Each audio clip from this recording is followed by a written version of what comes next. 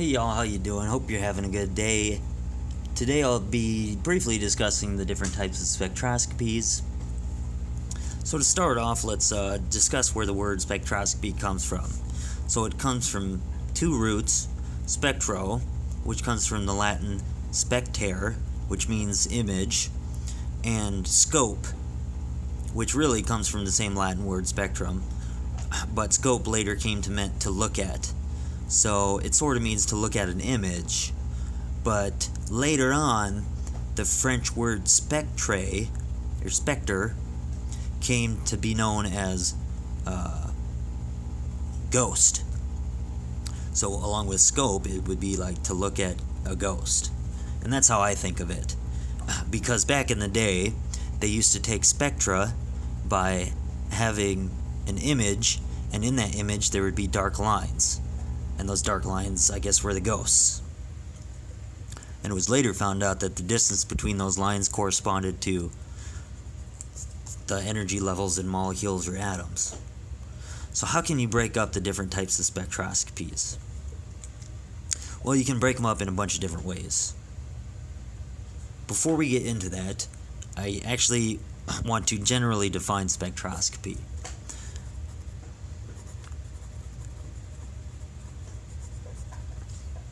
And it's a very simple definition. It's the interaction of light with matter. Now, that's probably not the official definition, but that's how I think of it. You have light, an electromagnetic wave. You have some sample, you have matter, your sample. And when that light hits the sample, it's going to interact with it, and something else is going to come out. And usually you know what goes in, and you can detect what goes out, therefore you can learn something about your sample. And that's why spectroscopy is so great, in my opinion at least. So, how can you break up the different types? We can break them up in different ways. For instance, by the energy. So we see here that, well, it's hard to tell because the amplitudes are different, but this one has a higher frequency than this. So that would tell us that the outgoing light is higher in energy than the ingoing light. And this would also tell us that this sample absorbed this light and emitted different light. On the other hand, maybe no light came out, and then the sample would have just absorbed the light. So it'd be just absorption spectroscopy. Maybe nothing came in, but we heated the sample up, and then something came out. For instance, when you heat up an iron rod, it turns red hot, and you're not putting in any light, but you're getting light out. You're getting red light out. So that would be emission spectroscopy.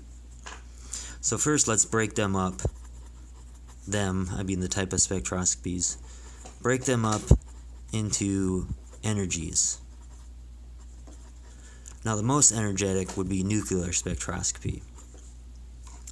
And with nuclear spectroscopy, you're working with gamma rays and X-ray type energies.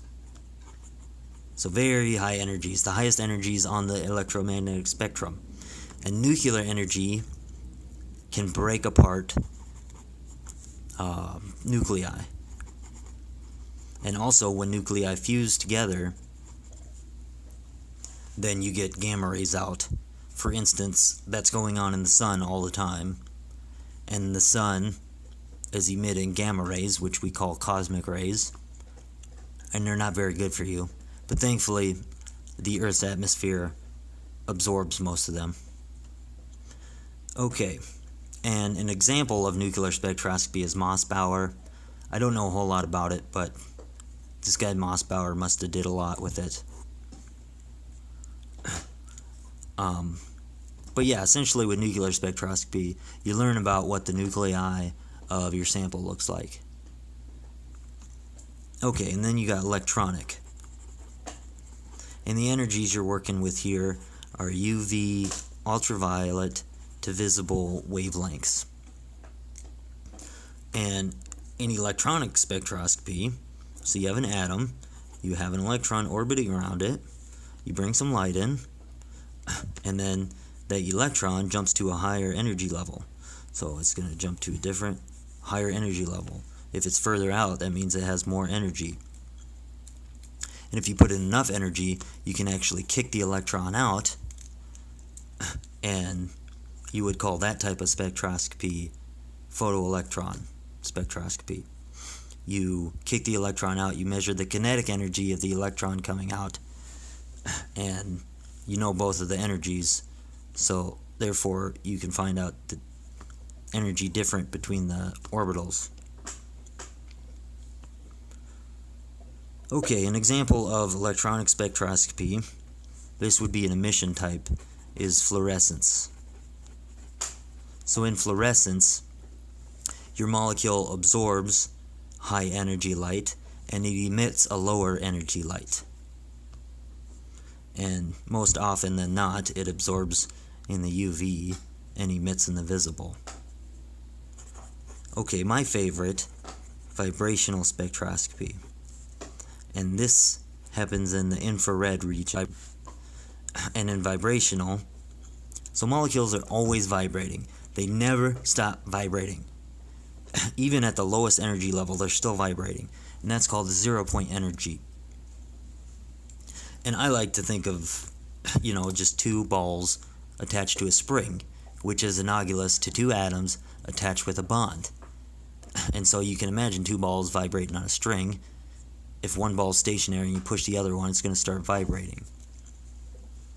Well, if you send in light, then you can excite that vibration and it'll start vibrating faster. It's kind of like if you smack an already vibrating ball attached to a spring. If you smack it, it's going to vibrate faster. So, some examples of vibrational spectroscopy are, usually it's just called infrared spectroscopy, or there's also Raman spectroscopy. And Raman, whereas in IR you absorb the incoming light, with Raman you scatter the incoming light. Okay, so now we're going down more in energy. We got rotational. And this happens in the microwave region of the spectrum. And in rotational, so imagine you have the same thing, you have two balls attached with a spring, but imagine those balls are charged. Well, they must be charged in vibrational spectroscopy too. So you have two charge, well, they don't have to be equal, but they have to be opposite. And, well, that forms a dipole. You can think of the dipole as like an arrow. Now, you can imagine in rotational, a wave comes through, and if the electronic field is really strong, pointing this way, well, then it's going to stretch those two charges apart, because the positive charge is going to want to go one way, but the negative charge is going to want to go the other way. And similarly, well, since it's a wave, eventually the electric field is going to flip around, so then those two charges are going to come back together, and the wave's going to keep going, so they're going to be going far away and close together very, very fast. And in rotational, so a dipole always wants to align with an electric field. If your dipole is at some angle and your electric field comes in like this, well then, at a different time, the dipole is going to align with the field like that. Well, really, it's going to spin in the wave.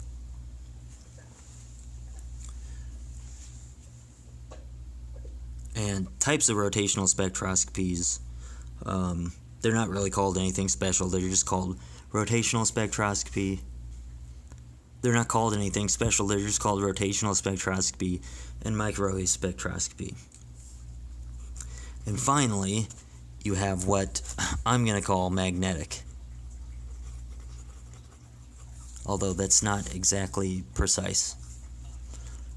And this happens in the radio region. some examples are nuclear magnetic resonance or magnetic resonance imaging spectroscopy. And so if you have a sample that has a property called spin, which is a purely mechanical, quantum mechanical property, if your sample has a spin, then you can change that spin by inputting radio waves.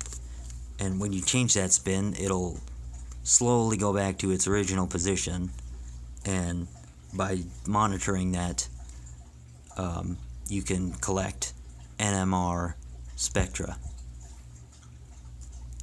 So magnetic works by changing the spin state of your sample. Okay, so that's breaking them up by different energies. Now we can also break spectroscopies up by the direction of photons, the incoming photons relative to the outgoing.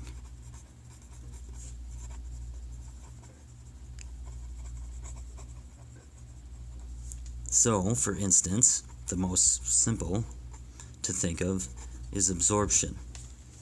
So absorption, you have, say, 3 incoming photons of some energy, doesn't matter, and here's your sample, and your sample might absorb one of those.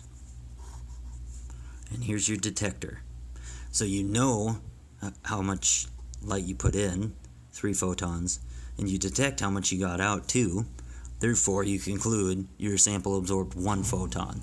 And that tells you properties of your sample.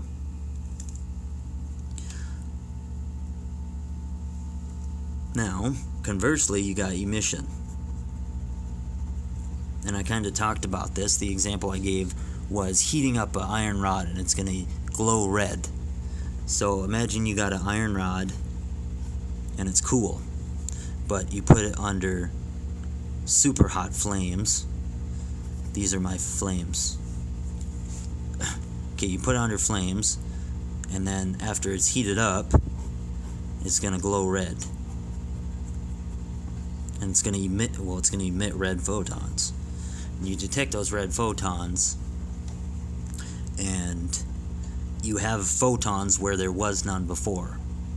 So that's emission spectroscopy. And fluorescence is a type of emission spectroscopy, because things can fluoresce by just heating them up. You don't need to excite them with light first. You can heat them up and then they can fluoresce. I mean, you need very, very hot flames to do that, but it could be done. Okay, and finally, a very important one, but nobody ever talks about it like this, is scattering spectroscopies. So, you have incoming light, say you have 3 photons again, although it doesn't really matter how many you have, and you know which direction they're going, and they're going to hit your sample, and they're going to bounce off at a different angle. And by detecting those photons at those different angles, you can essentially figure out the shape of your sample and a lot of other things too. Sometimes you might send in photons with a certain energy, call it energy 1, but you might get out some different energy 2. And so therefore you can have many different types of scattering. One type is called Rayleigh. And that's where your initial energy is equal to your outgoing energy. But of course, the scattering occurs. You can have Raman, where the energies are not equal. And in Raman, the size of your sample, let's call the size of your sample D for diameter. In Raman, your sample is a lot less than the wavelength of your incoming light. And flipping that sign around, you have me scattering, where the energies are not equal again. The incoming energy is not equal to the outgoing, but the size of your particle is greater than the wavelength of light. So these are different types of scattering. And really, X-ray is another type, but really X-ray is a mixture between scattering and absorption. Because in X-ray, you send in X-ray photons to your bones. There's your bone. And some of the photons make it past, and they hit a special paper that turns a different color when an X-ray hits it. And the dark spots are where your bones are, you know.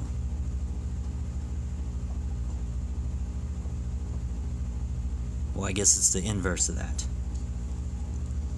Okay, so those are different types of scattering spectroscopies. Now finally, we can also split them up by the sample you're looking at. For example,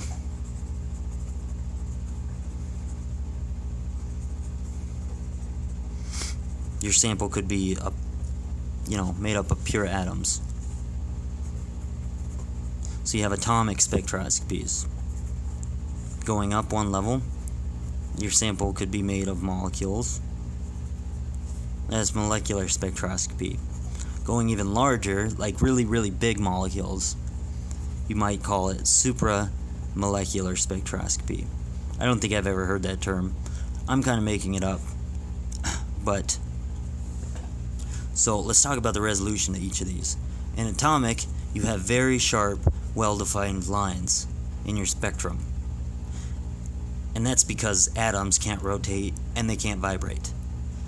But molecules, on the other hand, have more degrees of freedom than an atom.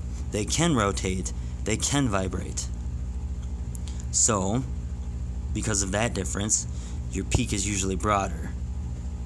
If you have good enough resolution, you can actually see that a broad peak will be made up of very closely spaced, very sharp peaks.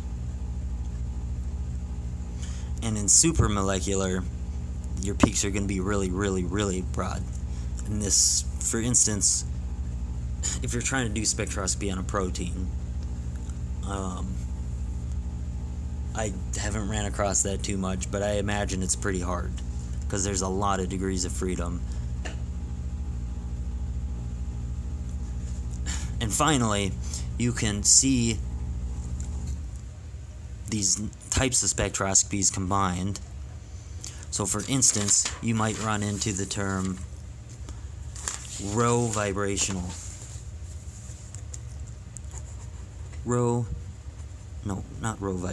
Rovibronic spectroscopy. And this is intrinsically high resolution. So the rho part means rotational. Vibr means vibrational. And on means electronic. So the energies used in Rovibronic spectroscopy are the same as in electronic, but really you're getting such good resolution that instead of an electronic peak that may look really fat and less resolved, you're getting very sharp lines. You're seeing that this blob is actually made up of many, many sharp other lines. So that would be an example of a Rovibronic spectrum. It just means rotational. There's rotational information in here, as well as vibrational information in here, and electronic information. Whereas this one up here is just electronic information. So, that's a brief overview of the different types of spectroscopies. Hope you found that useful, and have a great day.